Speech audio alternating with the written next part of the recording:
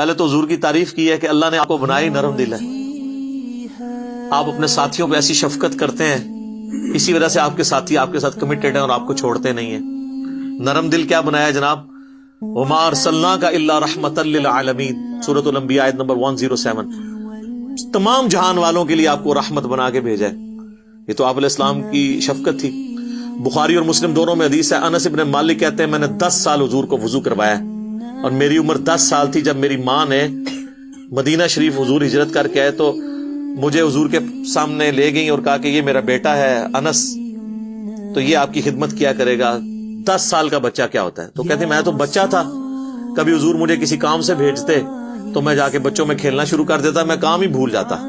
تو حضور نے کبھی مجھے ڈانٹا نہیں، کبھی آپ نے یہ نہیں مجھے کہا 10 سالوں میں تو نے یہ کیوں کیا اور یہ کیوں نہیں کیا۔ زیادہ سے زیادہ باہر تشریف لاتے تو آپ علیہ السلام میرے پیچھے کھڑے ہو جاتے، پیار محبت کے ساتھ یوں کبھی ہاتھ رکھ لیا آنکھوں پہ اور کہا، آپ پیار سے بھی اس سے انیس کہہ کے پکارتے، جیسے ہم وہ نک نیم رکھ دیتے ہیں نا، ٹھیک ہے، کسی کا نام ذوالفقار ہے تو پیار سے زلفی کہہ دیا اسے، اس طرح نام تھا انس تو انیس کہہ کے، اور کہتے میں نے تو تمہیں اس کام بھیجا تھا، یہ بھی نہ آگے کہتے کہ ابھی تک کیا کیوں نہیں، ٹھیک ہے، کبھی مجھے ڈانٹا نہیں ہے، پوری زندگی آپ کی شفقت۔ حتیٰ کہ بخاری مسلم میں ایک حدیث ہے، صحابی کہتے ہیں نبی علیہ السلام اپنے گھوڑے یا خچر یا گدھے پہ سوار تھے، ایک پینڈو شخص آیا، آپ نے اپنے گردن پہ وہ ایک چادر رکھی ہوئی تھی، اوڑی ہوئی تھی، اس نے سیدھے آ کے نا آپ کی چادر کو، جو آپ کو پتا ہے پینڈو تو پینڈو ہی ہوتا ہے، اور پھر عرب دا پینڈو، ایک پینڈو تو عرب دا اعرابی، اس نے سیدھی آ کے نا چادر یوں کھینچی، اور صحابی کہتے ہیں اتنی زور سے اس نے کھینچی کہ حضور کی گردن پہ نا لائن پڑ گئی اس چادر کی وجہ سے،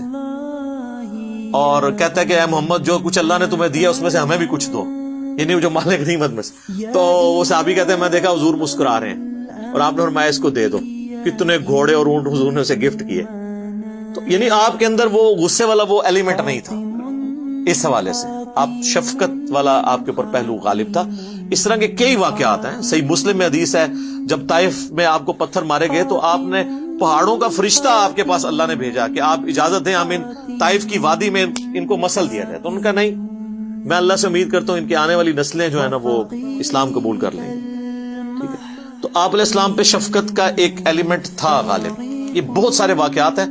مسئلہ نمبر 100 میرا انہی واقعات کے اوپر ریکارڈڈ ہے۔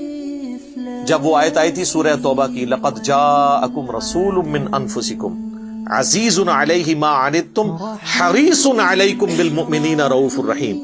نبی علیہ السلام مومنین کی جانوں سے بڑھ کر ان کا خیال رکھنے والے ہیں اور ان پر رؤوف بھی ہیں اور رحیم بھی ہیں۔